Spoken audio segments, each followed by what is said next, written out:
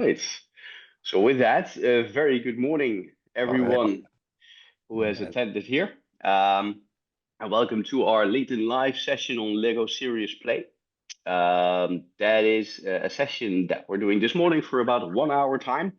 So with me and with us is Master Trader Michael Fearne and Oh, Dr. David Newman, who are happily hey, on the call. And hey.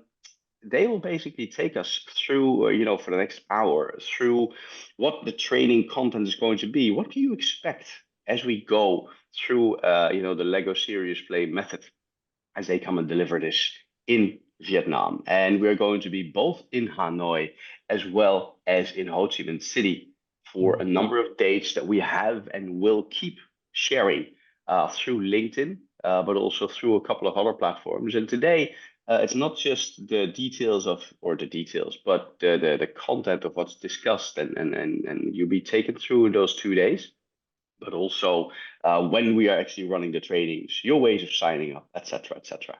mm, So with that in mind, I'm going to turn it over to Michael and to David. yeah. And with that, one more thing to mention here. We are recording the session for the simple reason that we'd like to use parts of this video so we can share on LinkedIn and other platforms what this is actually about. So with that in mind, I will turn it over to Michael and David. Cool. Thank you. Thank you very Thank you. much, Thijs, for being the local partner and just hosting this and helping Thank us you. make this happen. And Thanks. maybe if you can just take the background slide down at this point. Absolutely. And And so shall I host one of you, either Michael or David? maybe put it onto Michael, Yeah, I've got some slides a little later on. I'd the love to share. co-host. Great stuff. So there you go. Thank you. And so I want to welcome Michael. Michael and I have been talking now for something like a year. Mm, And I'm going, no, there's so much potential here in Vietnam, and I know I'd love to bring it in. And so we're now making that happen. And certainly in my initial uh, running of workshops, posting on LinkedIn, there's been a lot of interest. mm, The accessibility is an issue here because it's not um, typically internationally, you're paying a lot of money for this kind of training. I was talking with someone several weeks ago who have paid $5,500 for their 4-day training in the States, and they had to fly there to do the training. And I know there's been similar training just happen in Thailand. But Michael and I want to make this accessible, and so this is where we've taken a little, no, a different approach to this. We're looking at 2-day training, but a lot of people don't know what is Lego Serious Play. So that's why we're here this morning. We're going to talk more about it. I'm going to let Michael lead off in a moment in terms of explaining the method and mm, what we'd be looking at in the training, but also how do you use it? Where mm, do you use Lego Serious Play?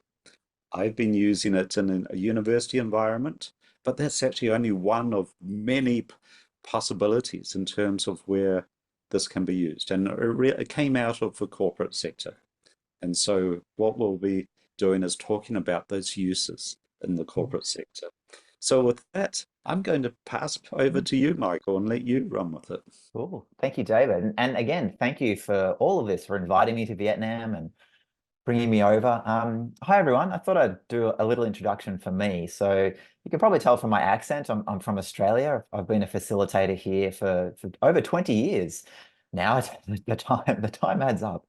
About 12 years ago, I came across Lego Serious Play as a method and was fascinated by it. And I started to weave it into all the things that I did. I got certified in it, and it slowly took over. And so that's all I do. And all I've done for the last 10 years is client sessions with Lego Serious Play. And because of my background in learning and development, I thought, well, it's such a good method. We really need to teach it to the whole world. And so that's why I started 10 years ago certifying people in it. And so I run things like 2-day courses. I wrote a book back in 2020 about it as well. And really my mission is again, to get the whole world using Lego Serious Play.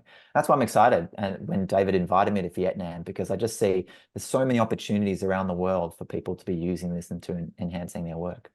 So that's a little bit about me. What I thought I'd do is just pop up some slides and go through, hey, what is Lego Serious Play and how can you use it and what does it look like? And particularly what this 2-day certification entails. Like, what are you going to be doing? What are you going to be getting? So let me bring up the slides. We'll go through that and we'll have plenty of time afterwards hang on, let me just bring that up for some questions and things like that. All right.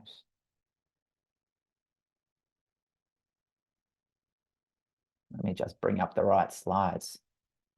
Oh, go.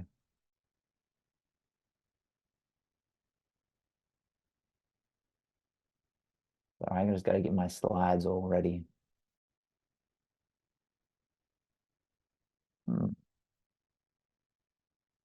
Have you got that up there, David? Can you see the slides?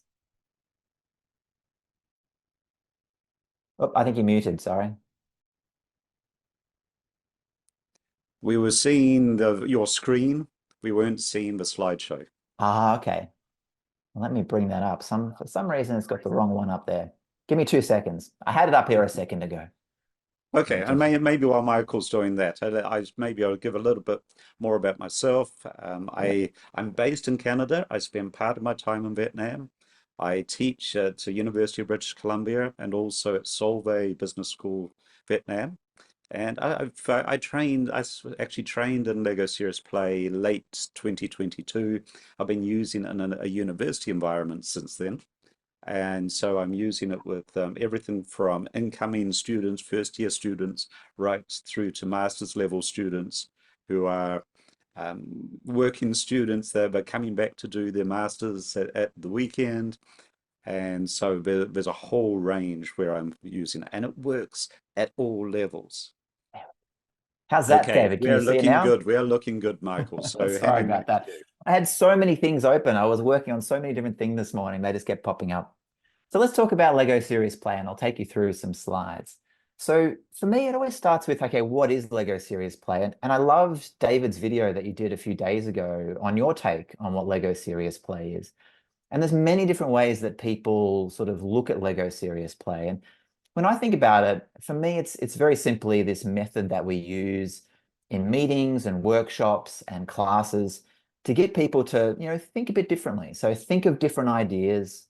They have different conversations. They gain some different insights. And from that, we hope that they take different actions. So, they come together in groups in these different situations. And what we want is we want to change the process that they're doing. And we do that by Lego bricks and a few different steps.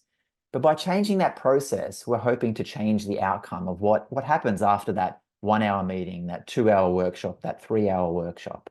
And that's really what we're trying to do, because we know how to do meetings. We do them all the time. But if we want to get a different result, we've got to change up how we're doing it.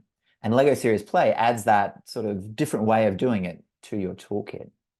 Now, in terms of what it actually looks like, so we put a bunch of Lego in front of people. So you'll see on the photo on the left there is a pile of Lego. We'll talk about in the course the different kits and things like that. But we put that pile of Lego in front of people. We ask them a question. They dive in and they start building like they are on the picture on the right-hand side then. Now, from that, they build a model. And their model is things like, we ask a question. It might be around, the vision they have for the team, or it might be a whole host of other questions we could ask. And this lady here on the left has built a model, which is her answer to that question. You'll see on the right-hand side, sometimes the models get big. So this one was some of the challenges that this particular organization faced when it came to innovation and being more creative at work. Now, from that, they tell a story. So this gentleman on the left is telling a story about his model, and he's sharing it with a group of people. And that group of people are listening. They're really listening in. They're asking questions of him. We're going around the table. Other people are sharing their ideas. And what we end up with is this great sort of sharing of knowledge, sharing of stories. We start to connect different ideas. And that starts to spark different thoughts in people. And from that, they're energized, they feel engaged, they want to do some different things after that session. Now, we also have some more advanced stuff that we do. So normally we build individual models, but we can put them together. And this one's called a shared model or a group model. And this was a vision for a company here in Australia. Now, they even get bigger. So there's systems models that we can do. And, we get to 2, 3, even half a day, 2 and 3 hours and up to half a day. Now, the important thing to know is Lego Serious Play is very flexible. So it can be small sessions of half an hour, hour and a half. It can be bigger sessions of 2, 3, 4 hours, all the way up to days if you need it to be. But it's all Lego Serious Play, and it's about it adapting to what you need it to do. So it's very flexible on, the number of people. We were talking just before about everything from, one-on-one coaching to 6 people to hundreds of people. And that time frame as well, and even the topic, which we're going to talk a little bit more about in a minute. So it's a very flexible method in how you can apply it. Now, in terms of the certification and the training that we'll be doing, so we're doing a 2-day certification in Vietnam. And it was interesting, David, you mentioned about 4-day, and some people do 3-day.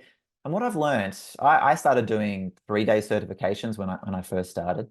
What I've learned is that you can actually train this method really well in 2 days. Some of those longer 4-day certifications, I think, are a little, I won't say bloated, but they have a lot of other stuff that's probably not as necessary for you to be using day to day. And so what we've done is we've made it really focused. We value your time, and in those 2 days, this is what you'll be doing. So we'll be doing a lot of building, definitely. But what we'll do is on day 1, it's all about delivery. So it's about learning the steps, the activities that you will be applying in your sessions. The first one is how to start a session. It's super, super important how you start a Lego Serious Play session. So we have a very clear way that we lay out how to start a session to get people comfortable with the method and willing to sort of engage with it. So we teach you that.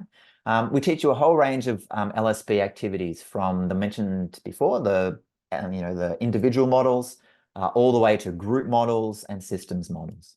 And then we also, really take you through how to finish a session. So it's interesting with the Lego Serious Play method that there's nothing in it that really tells you how to end it properly. There's lots of options. And so we actually take you through what really works in how to end a session and how to transition the group out of this wonderful world you've been in for an hour or two, but then how to actually, take some of those insights and transition them to the outside world where that's where we have the impact. That's where we have the change. Like, that's the important thing. And so we take you through how to do that as well. Now, the way we do that in day 1 is we do this sort of dual learning method of we experience it. So you'll do half an hour as a participant. We'll take you through the start, and then we'll stop. And then what we do is we go back and we go, hey, let's run that again, but as facilitators, and we explain it. How did we do it? Why did we do it? How can you replicate it? And then what we do is we go back and we start up again and we go, well, let's look at individual models now, and we'll experience it. Then we'll stop and we'll understand it as a facilitator. And what I found over the years, this way to sort of break up the learning is hugely powerful. It allows you to absorb the material and really feel confident when you finish up in the 2-day certification. So that's all of day 1, mostly around delivery. Now, day 2, we do a few more LSP activities. So there's a few other things to cover off. But then what we do is we move into how you apply it to your work. So from day 1 and early day 2, you know the method, you know it well. And now it's about, well, how do I combine it with, the people that I have, the topics that I work on, and the outcomes that I want to get. And we go through quite an extensive process of how do you design a session? Like, what makes for a good Lego Serious Play question? What's the timing of things? How do you set it all up? And we go through and we actually sit with you to design your first session. So you'll come out of the 2-day certification knowing how to run it, but then also the exact steps you're going to do for your first sessions. We also cover off a whole range of things like, what Lego to use. And that's super important in Vietnam, where there's not always the official Lego Serious Play kits that are available. So we'll talk about, hey, what kits do you present to people? We talk about the business of Lego Serious Play. So things like, how do you get clients to say yes to it? And that works even if you're internal in an organization. You need to get people to want to engage with the method. And we take you through how to talk about it, different method or different ways you can sort of present it, like a half an hour session, an hour session, and get people interested in it and wanting to do more. And there's a whole range of other little topics. We talk about the science and a whole bunch of things as well. So that's the agenda. And you might be wondering, okay, so what do you actually get coming along to this? Well, obviously, you learn the method and you learn it well. But you'll notice on the screen there, I took a quick photo of these things. I've got my book. So I wrote this back in 2020. You get a copy of that. We'll also get one of these starter kits, which aren't available in Vietnam, but I'm going to be bringing a whole bunch over. So they're going to be your personal one-person Lego Serious Play kit. So you get to see what's in it and use that. You also get a digital credential. So I use the Accredible platform. And from that, you get this wonderful certificate, you get a badge, and you get a whole range of other things that you can link up to LinkedIn and just show that you've come along and the skills that you've gained. The other thing you gain is not just the 2-day training and learning, but there's a whole range of support afterwards. So this is just a picture of the learning platform that we have. And so within this, you will have access to it. And with this, what happens is there's refresher courses, there's free coaching, there's articles and videos that we've put up there, a place to ask questions, and things like that. So it's great to continue your learning, to get that support post certification to make sure that you're getting the most out of the method. And another thing as well is I'm always open to things like this, video calls, emails, and I know David is as well. So I provide, as much support as you need afterwards to make sure that you feel comfortable with the method. Now, you will, because I've done it so many times that the 2-day certification is just a wonderful learning experience. But there's always those questions pop up. Oh, I'm just about to run a session, and things like that. And you can always just shoot an email or jump on a video call with me. So that's a little bit about what you get in terms of coming along to the certification. So I thought I'd stop the slides here, and I thought I'd take some questions. I'd throw it back over to David if he wants to add anything. And even perhaps David, you could even talk a little bit about your use cases as well if you wanted to. Oh, I think you're still on mute. Sorry, but I keep doing this. I'll That's mute all right. myself and then I'll forget that I've done that. So, yes, my use of this has really been in the educational world. And so this is really where the strength I'm bringing in. And using it, I've been using it at the university level, but there's a growing number of schools, just secondary schools, even elementary schools, who are introducing it into the classroom there with younger students.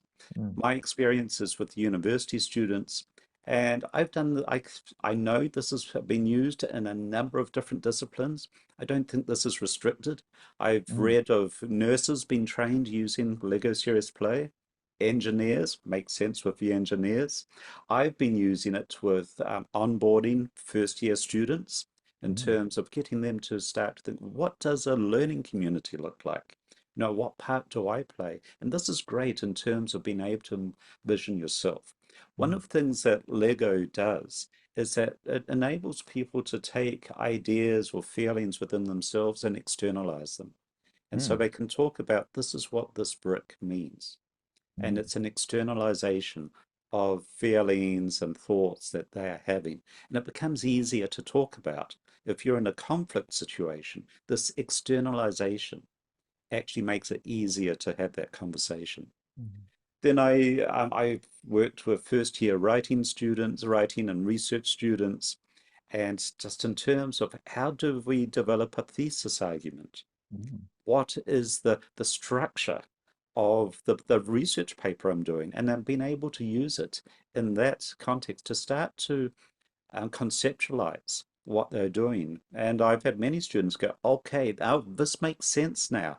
When they've been able to use the Lego, they've been struggling about how do I create a thesis argument, being Mm. able to build it and go, oh, now I can see where I'm going with this. Mm. And then going up to the master's level students, I teach creativity at Solvay Business School.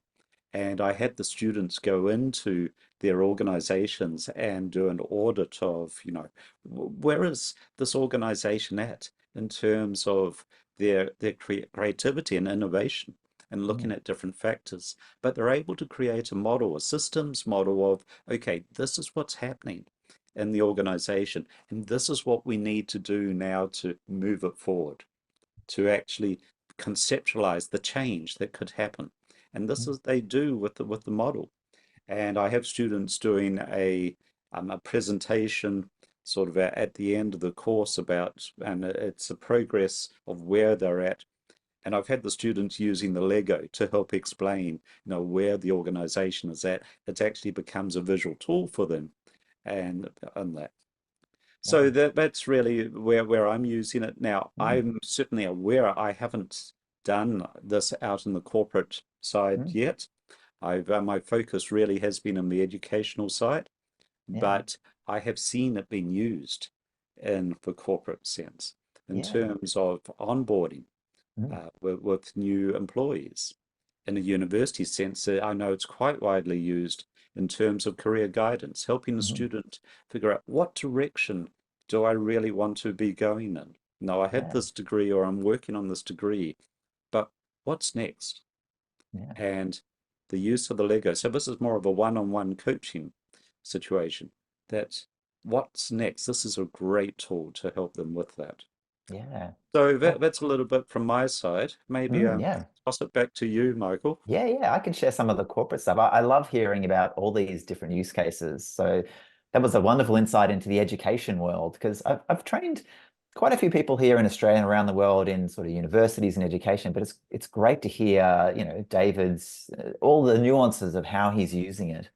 So on the corporate side, I still do a lot of client work in the corporate world here in Australia and around the world. And my background, I started in learning and development. So I do a lot of HR type things. So it's things like teams wanting to set a new vision, or talk about culture, or particularly change. Like change is a huge use case with Lego Serious Play. And David hinted at it. It's often about let's understand where we are now, and we can do that in model form, and where we want to get to. And that's that future state of, wow, how do we get there? And how do we envisage this future that we can all drive towards? So I do a lot of that. There's a lot of innovation and creativity work. Collaboration is another topic that I do a lot of work on. Like, how can we work better within our team?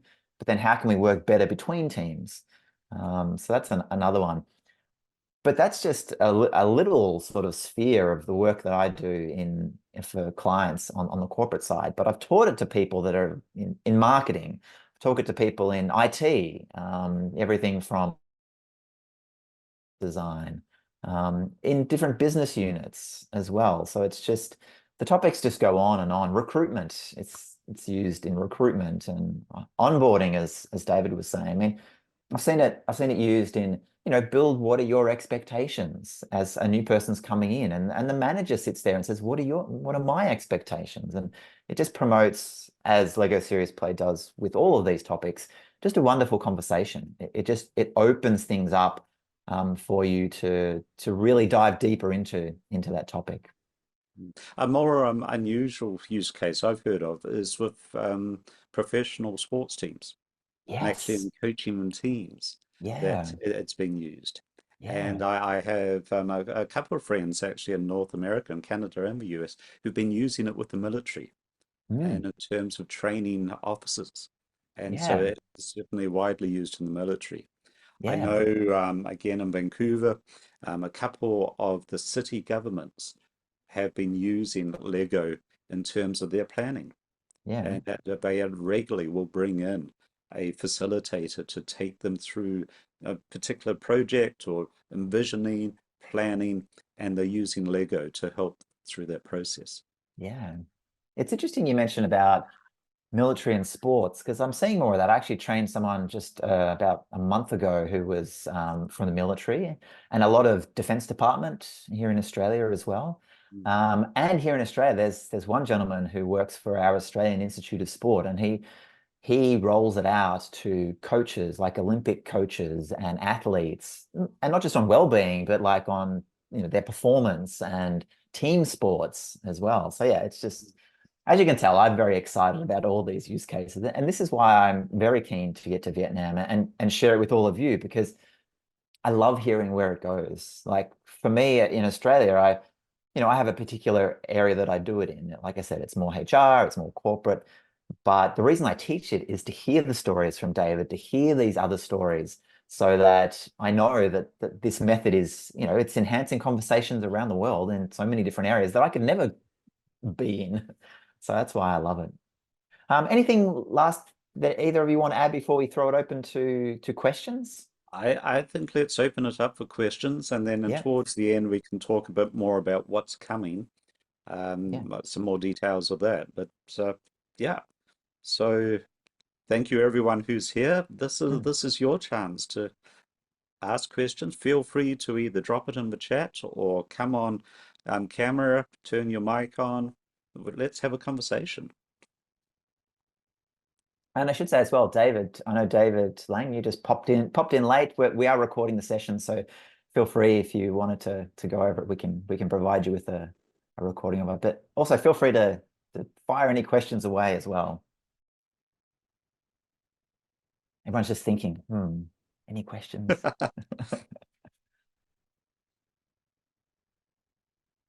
And as David said, feel free if you want to pop it in the chat, or even if it's something about, wondering about your use cases. That's always interesting to hear, is to share. Like, you could ask us, do you think it would work with this? And we're more than happy to share our experience and our insights on, is this right for you? And look, I'll be honest as well. Lego Serious Play works in a lot of contexts, but there are some contexts where it doesn't work. And I'm happy to share those now. But I think it's much broader than a lot of people think in terms of its use cases. So, things like, I would say, if you're trying to really transmit information, like if you've got the answer. Say an example here is, I had a client who was, I've got the strategy, I just want the team to get it. And I said, I don't think Lego Serious Play is quite the right thing. Although we did do the session in the end, but I changed it to not, hey, just get the strategy, but it's like, what does the strategy mean for me? And that's what we did the Lego Serious Play session around. It wasn't like leadership just delivering the strategy. It was, wow, okay, here's the strategy. What does that mean day to day for me? And we use Lego Serious Play to really enhance it. So that's one way where, there are a lot of different sort of niches and nuances to bringing Lego Serious Play, but there are some places where it's probably not the best method, but we can talk about those as well. Certainly in education, I've had people say, well, sometimes the students don't want to do it. You may in fact do it too often. It's not something that you want to be doing every day. Oh, the answer is Lego. No, it isn't always the answer. I prefer to have it where the students are saying, can we do some more of this? Yeah. Yeah, Use can it for you impact. bring the Lego back in, because this is really useful. Yeah. And so you want to do it where they want to be a part of it, not, oh, not for Lego again. And so you don't want to be doing it that much. But it is a tool that, when used in the right context and in the right way, is powerful. Yeah. I often talk about it as being used as 3D thinking and sense making.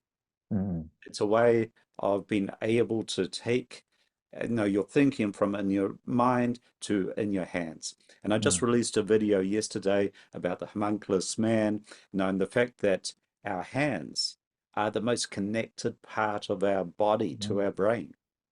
And so there are things that we can be doing, letting our hands do the thinking, doing the building, that will bring insights that we wouldn't have if we were just talking with someone, having a conversation, or maybe writing things down.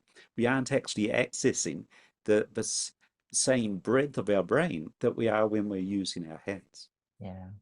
Well said. Well said. I noticed someone has their hand up. Yep. Yeah, true. So that was a question that came in from Mr. Kwa. So what would you recommend to encourage people who don't like to open up or who are unwilling to participate? Yeah, really good question. And I get that a lot.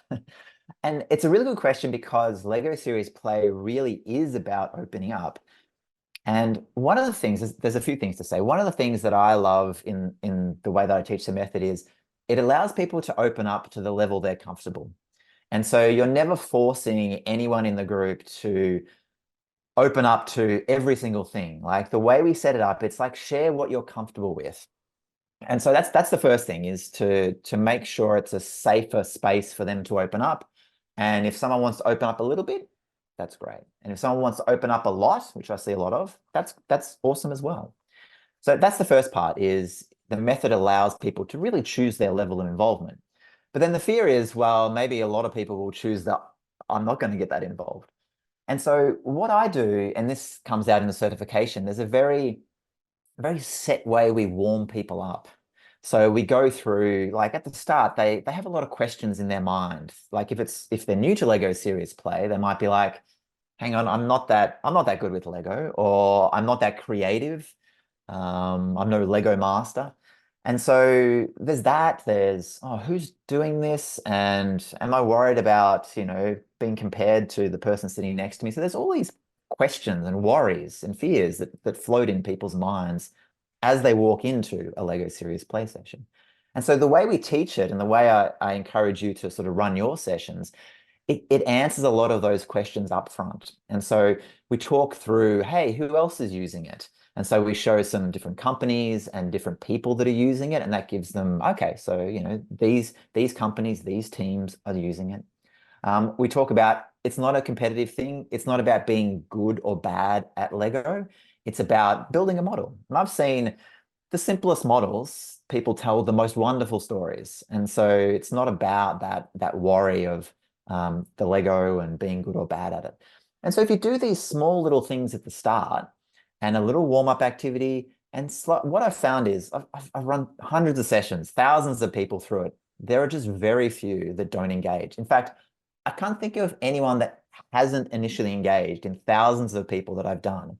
There's been one or two, and literally only one or two later on in the session that have disengaged, and I can talk about that, but I think they had some other things going on. But overall, it's a very reliable method for getting people warmed up and wanting to contribute. Because in the end, people realize it's actually not really about the Lego. Like the Lego is the tool, but it's about the conversation. It's about the work that you're already doing, and you do the work better. And so I've had people come in like this, gruff, what am I spending 2 hours for, 3 hours for doing Lego? And by the end, they've realized, hey, this is just the work I was going to do anyway, but it was better because I was sharing it. I was hearing other people's views on it, and they want to do more. And so it's easy for me to say that because I've seen it hundreds of times. But when you experience it, particularly the way I train it, like it's a very slow build up. It's a lot of scaffolding, and it gets people comfortable to share. So yeah, that's a long answer, but Yeah, maybe I can just add to that as please. well. A lot of people don't want to share because they are worried it's about them. No, it's revealing they have to be vulnerable. What's happening with the Lego is what they're sharing is what is this Lego about? What's the story with the Lego? And so the focus is on the build, not on the individual. And they're telling the story of that particular build, what the different bricks mean. But it's an externalization. So it doesn't put someone in the same kind of vulnerable position that if they're in a group and they're having to talk about themselves, that can be scary. Here, it's just done with the bricks, and they're talking, what's the story with the bricks? And the focus is on the build and the bricks. Yeah. Oh, really well said. Really well said. I love that. To me, one thing I say is it separates identity from idea. Like normally when we talk, those two things are bound up. Like it's my idea, David and I are chatting. But this, what it does, it says, here's the model. Let's talk about this. And the identity is sort of goes into the background, and it leads to just a better conversation about the idea. Cool. I think we've got some more questions popping up. There are. So another question was how people use Lego to describe complicated situations of a project or a challenge. Yeah. It's an interesting one. So the great thing about Lego Serious Play is when you say complicated, it allows people to really take different pieces of that, build it out, and put it on the table. And so I've seen these big models that if I was just going to talk about it and we were going to hear it from each other, it's really hard to sort of hold in your mind. It's like, wow, that's all these pieces, all these people, all these processes, all these things, really complicated.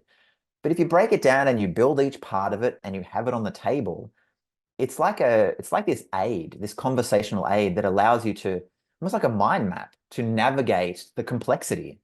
And so I think it really does help if something is complicated to break it down, build it out sequentially on a table in Lego, and then you can help to, navigate it from there. And it's actually a really good point about the Legos is never the point. It's always what it enables, and it always enables that better conversation. So if you've got a complex topic and you've got a complex set of models, it's then the conversation that the facilitator drives. It's like, well, let's bring in this part. Let's bring in this part. Which part do you think is important? And that flow of conversation is so much easier when everything is laid out on the table rather than trying to hold it in each of our minds. The process of the building, when you're dealing with something that's complex and there may be a lot of different aspects, it might be a system you're looking at, but that process of building helps to clarify the different parts and the understanding.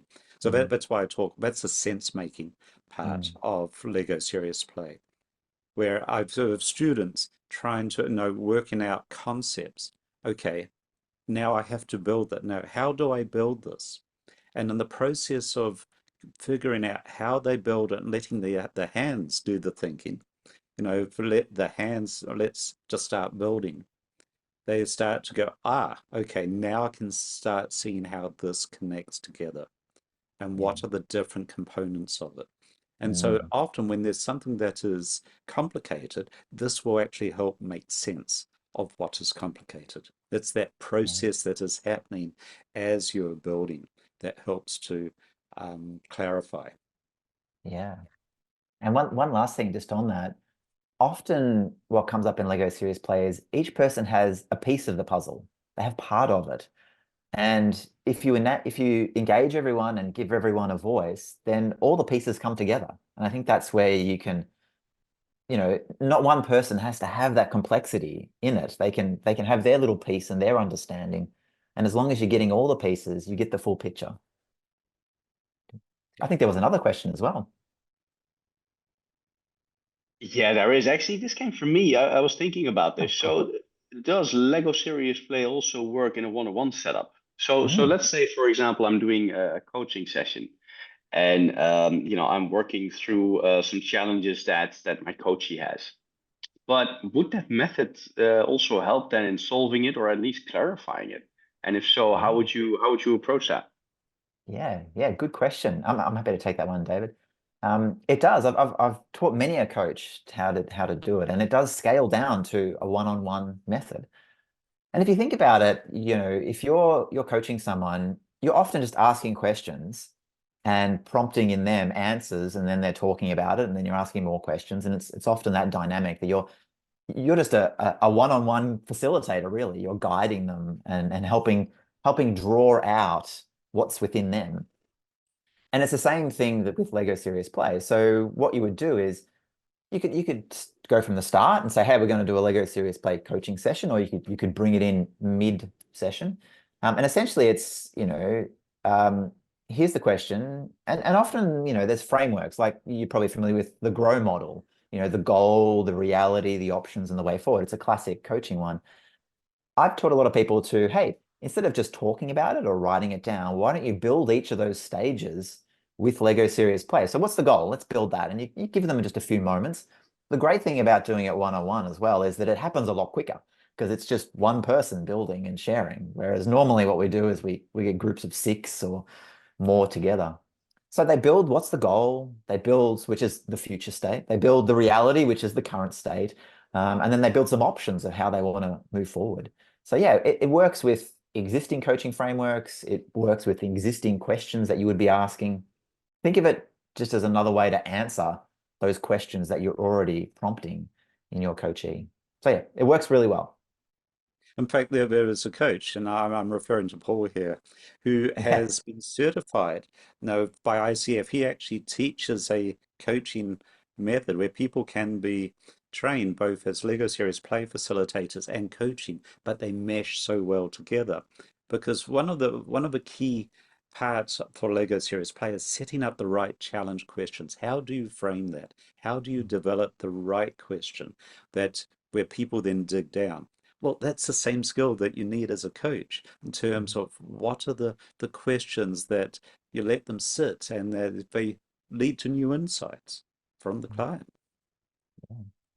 And we spend a lot of time on day 2 talking about what makes a good Lego Serious Play question, because once you learn everything about the method, how to deliver it, it's actually quite an easy method. I don't know about you, David, but once you do it a few times, it's almost like this Zen facilitation method where it just works and you run it.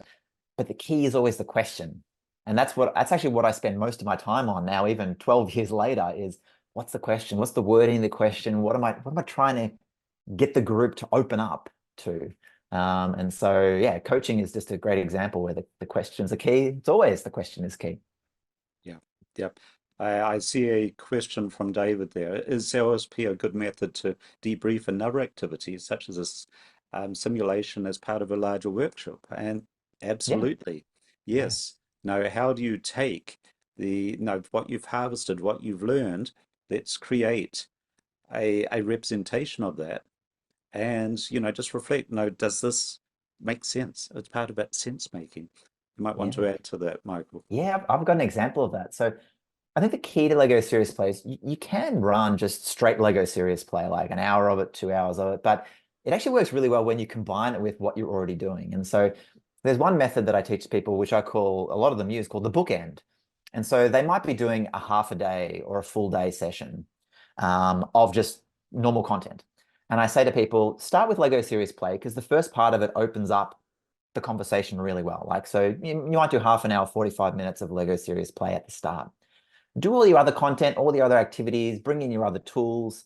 And then at the end of the session, maybe the end of the day, spend another half an hour using Lego Serious Play as a reflection tool. What did you learn? What did you take away? And people build it and they share it.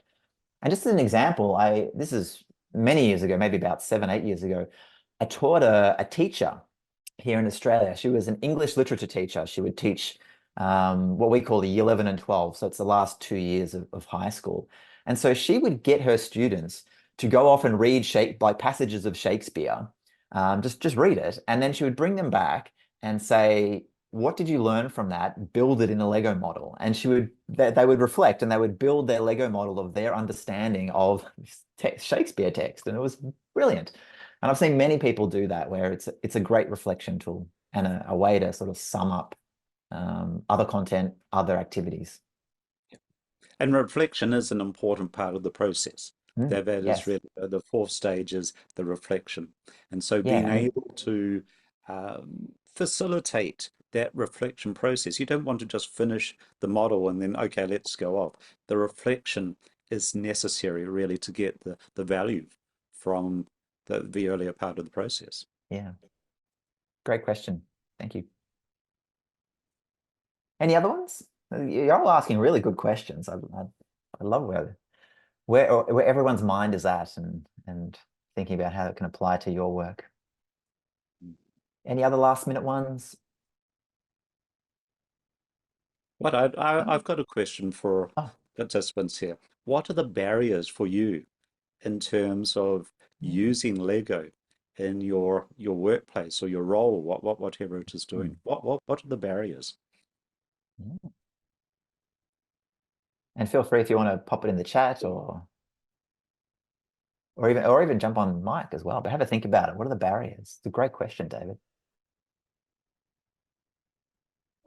Perhaps I can share my answer to that. So actually, my work is quite similar to yours. I think, Michael, it's in corporate context, and there's the barriers, a little bit of skepticism, because it's not something that people have necessarily seen before, or the same, no, that's just for playing. It's a nice idea, but it's not really serious. People would say they're just bricks. So, and for example, one training manager who we were introducing this as a concept to said, "Yeah, I'll build you a model. Look, there are 5 bricks done." That's what our staff will say, and that was quite a difficult process, because we really had to just ask for trust from them to say that we really believe that people will engage with this. And so, if you can lower that effective filter, so I feel that when somebody in their mind looks at it and decides, no, this is just a game, then their natural curiosity is suppressed. I'd be really interested to hear your thoughts on it. Yeah. Yeah, I'm happy to jump in and sort of share some of my experiences around that, because David, what you mentioned is a very common barrier. It's skepticism, and it shuts down that natural curiosity. One of the things that I always think about, and honestly, we've been challenged by that for the 12 years that I've been doing it, and we'll continue to. It's just, I mean, we're doing something that appears unusual, but once you go below the surface, it's an amazing method. I always think about, okay, so how do we make it easy for people to experience it? Because I've always found once people actually experience it in a proper format, then they're like, oh, okay, I get it. It's not so much about Lego building and team building and fun and things like that. It's actually serious, and it gets to, it's a real facilitation method. It gets to real outcomes and real work. So the key is, how do you get people in the room to try it? Like, how do you get them to say, I'm going to, spend an hour, half an hour of my precious time to explore something that I'm skeptical about? Like, that's the key to all of the barriers. And for me, what I've come to is there's this little session that I run. I call it a lunch and learn, which is just a fancy way of saying it's a taster session. It's a very small session that you can do. I often do it over lunch because the barriers are mostly time, money, and yes, that mindset. And so with time, let's make it short as possible. Half an hour, 45 minutes, hour. Let's do it over lunch. I do it over lunch. I don't bring the lunch because otherwise that gets really expensive for me, but we do it over that lunch time. And what that means is people don't feel like they're taking away from work. Like, it's like, oh, I can give you half an hour of my lunchtime to try something. So we do that. I usually make that sort of session free, even though I'm an external facilitator. I often charge for my work. Some of those ones I do for free. So they can't say no on money. They can't say no on time. And then often some of the things that get them over the line are things like, who else is doing it? So it's a bit of social proof. Hey, look, these sorts of companies are doing it. And I'm happy to share with everyone here, on and offline, the companies that are doing it, the ones that I've worked with. And so you do that, and it's actually something we go through in the course. We go through like almost like a little, not pitch, but make sure you tick this off, make sure you tick that off.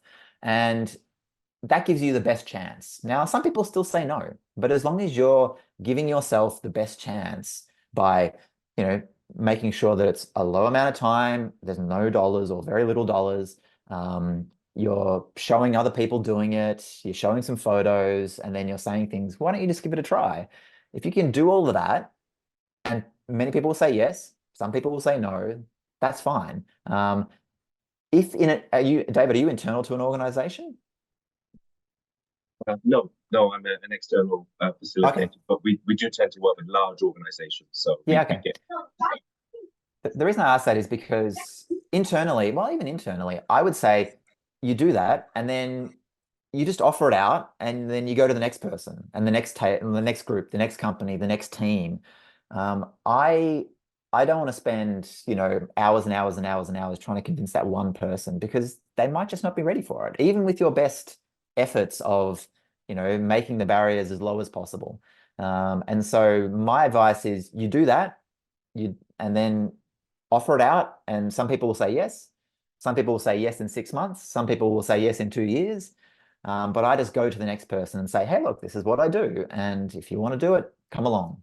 I think that's probably the best approach that I've got. And expect no's, and know that that's fine. That's not a judgment on you or the method. It's just on where that person is at. And I'm just like, that's okay. That's where you're at. And there's many, many, many, many people in the world that want to do it. I'm going to go find them. And eventually the rest of them will come.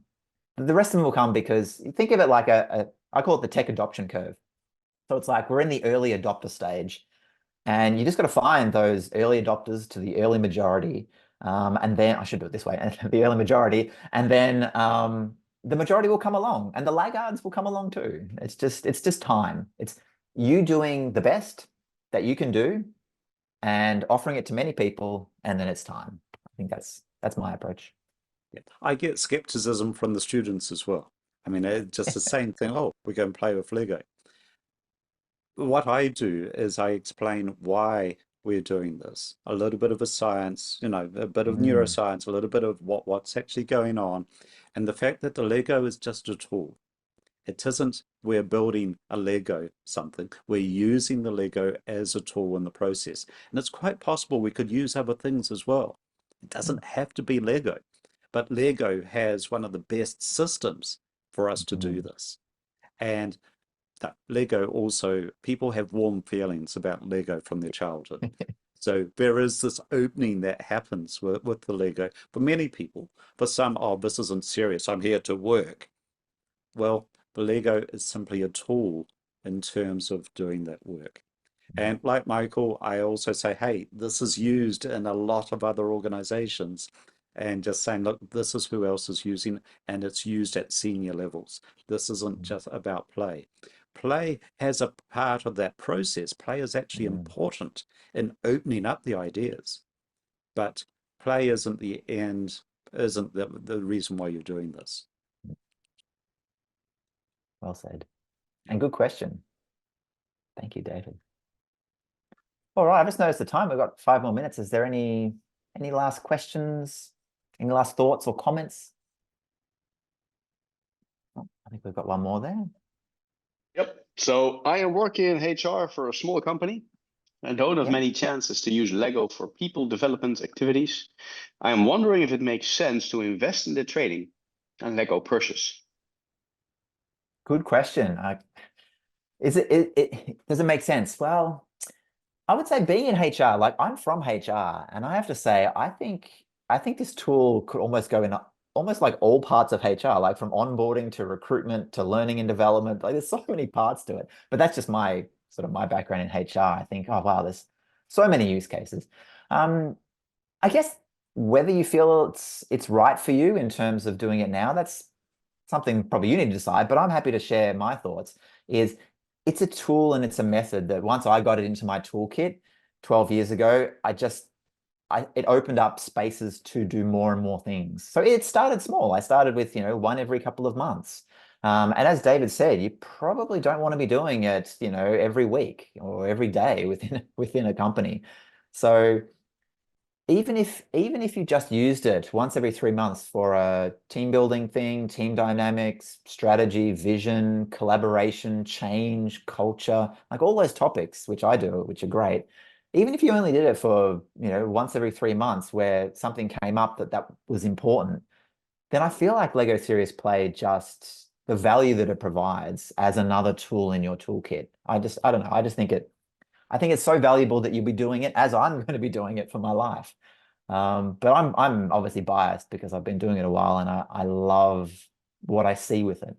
But yeah, I think about the different ways you might be able to use it, how often you want to be using it, and then probably just need to sit down and make that choice yourself. But yeah, I don't know if you're David or Tees, if you want to add anything to that. Yeah, I mean, I think, in HR, there are lots of possibilities. If you need to have a difficult conversation with someone, this is actually a one-on-one.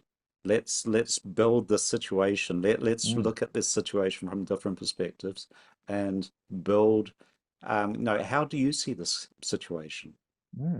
And actually use it as a conversation tool. It's not always used in training. No, there are many use cases outside of the training side. So you might only be doing training once every 3 months, but you could be using this in other circumstances. And then outside of HR, strategic planning, just working on the direction. What else do we need to be doing? Looking at the future and conceptualizing it with 3D thinking rather than just talking about it.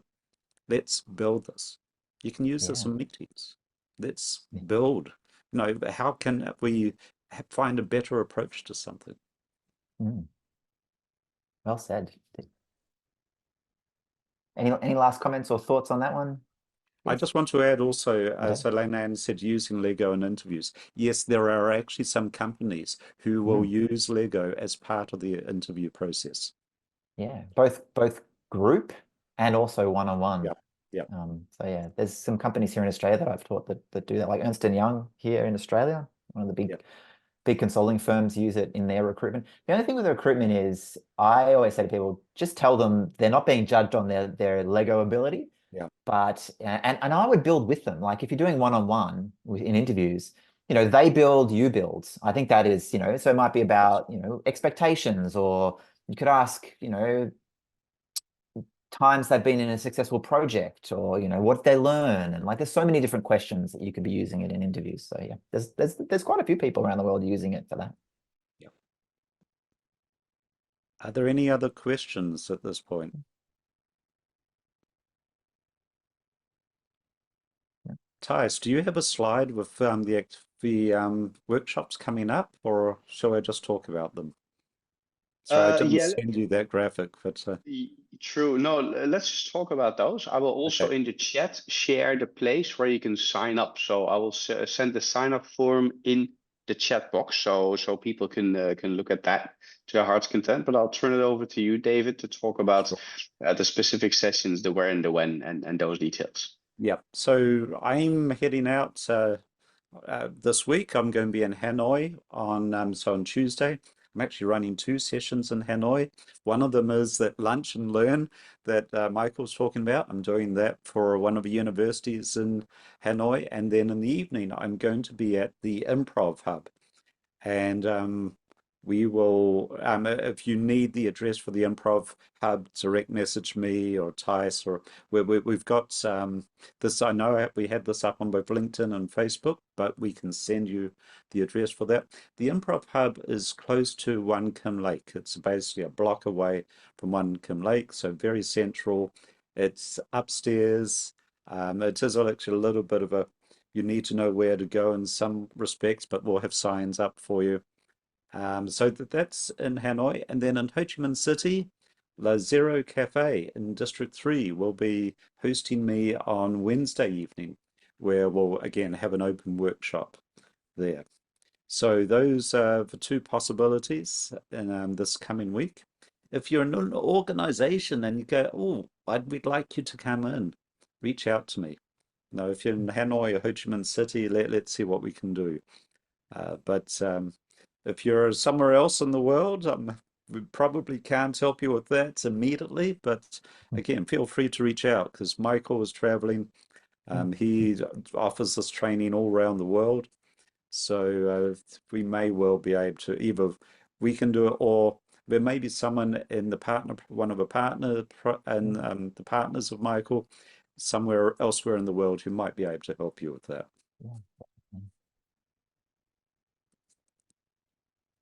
Now, something else we need to add, the training itself. So Yes. the full price for the training is $1,700 US, but we are still on the early bird period of, so there's $150 US discount on that. That is closing tomorrow, although we're going to extend it for those who join me in one of the in-person introductory workshops this coming week. But if you want to, if you're curious about this, certainly reach out. We can probably extend that early bird. We'll extend the early bird price to us. If you reach out to us now and say, "Hey, I'm still thinking about it. You know, can you hold that price for us?" So we can do that for you. If you look at the price of a 2-day training elsewhere in the world, you'd be paying more pretty well everywhere for that. So. Yeah. Where is David Lang? Where is the training? So we're looking at what I'm talking about specifically, Ho Chi Minh City and Hanoi in Vietnam. I'm not sure. Where are you located, David? I'm in Kuala Lumpur, so it's very close to Ho Chi Minh City. Sorry, I didn't. It was sort of muffled. I'm in Kuala Lumpur, Malaysia, so it's very easy to get to KL. To get to Ho Chi Minh City. Yeah, absolutely. So we've got 3 sets of dates. So we have a 31st of May, so Friday, Saturday in both Hanoi and Ho Chi Minh City. And then we're also doing 3rd and 4th, so Monday, Tuesday in Ho Chi Minh City. 3rd and 4th of June, is it? So yeah, 30th, 1st of May, 1st of June, 3rd and 4th of June, 7th and 8th of June. Fantastic. They're coming up quite soon. But no, feel free to reach out to us, and we can give you more details. Did you drop the link for the registration form? Yeah. Okay, I see that in there. Yeah, we can work out the details with you, David, in terms of how to make it work for you. I was actually 2 weeks ago, I was in Bangkok introducing this to a group of educators from Malaysia and the Philippines. And so there was certainly some interest there of, oh, yes, we would like this too. So, and I believe Malaysia is one of the countries where Lego Serious Play kits are actually available, where you can actually purchase them locally. Need to check. I know certainly Singapore, I know they have it, but I believe Malaysia also has that capability. Yeah, we can get the large kits, but not the small ones, unfortunately. We can get them up from Singapore. It's rubbish. Yeah.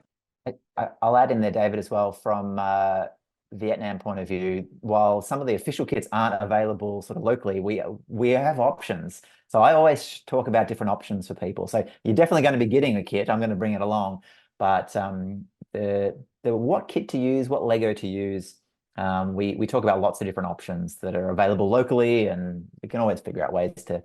We're actually talking with Lego, so we'll try. So I've connected with them. Lego, and we're starting. Hopefully, we'll start that conversation about how to have it available here in Vietnam.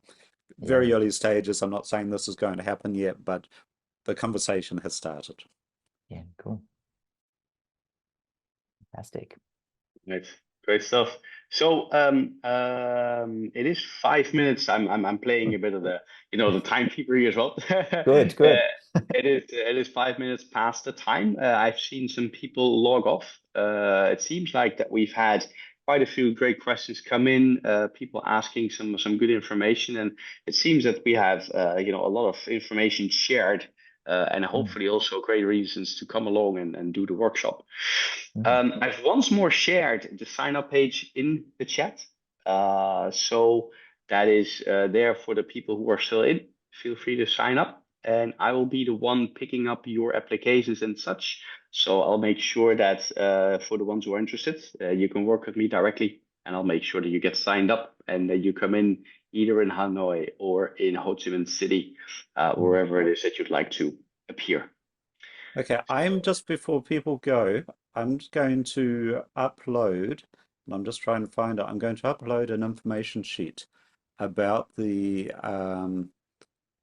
certification, and it's just coming up now. So this will give you some more details that you can download.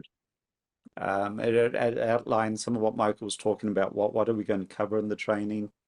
It's slowly upload. I'm seeing it still uploading, so it should appear in the chat any moment. So feel free to download that as well. Thanks, David. And thank you, everyone. I just want to, one last thing I want to chime in. Thank you for your time. I always appreciate you and your time. So hopefully we'll see you in Vietnam soon. But if not, always contact me. I'm always open to just drop me a line, LinkedIn, email, whatever you want, and always happy to chat. So thank you, David. And it came through. Yeah, the facilitator document came through. So thank you for sharing that. Have a fantastic Saturday, everybody. Fantastic weekend. And looking forward to seeing you again soon. Definitely at the Lego Serious Play and also online as we share more of this information. So thank you all very much. And enjoy. Hopefully I will see you in person, Hanoi or Ho Chi Minh City. No, I don't expect you to fly in from Malaysia, David, but we'd love to see you in June. Great stuff. Thanks, everyone. Okay. Thank you, everyone. Okay. Take care.